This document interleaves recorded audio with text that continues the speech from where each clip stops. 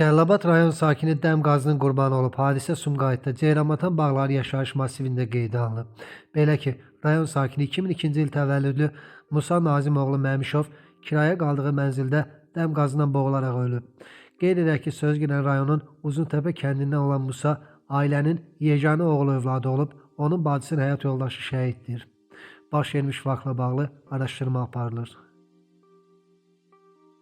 Amerikada yaşayan Azərbaycan icmasının üzvləri məlumat yayıb. Doğru xəbər Azərbaycan bildirir ki, məlumatda deyilir.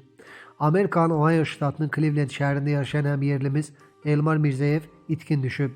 Bildirilib ki, Salyan rayonundan olan Elmardan artıq 4-5 gündür xəbər yoxdur. Valideynləri övladlarının taleyindən ciddi şəkildə narahatdırlar. Məlumata görə Elmar Mirzəyev Cleveland şəhərində İtalyan restoranlarından birində işləyib.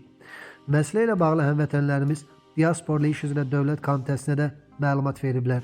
Hazırda Elmar Mirzəyevin tapılması istiqamətində axtarış və araşdırmalar davam etdirilir. Əlavə məlumatlar veriləcək.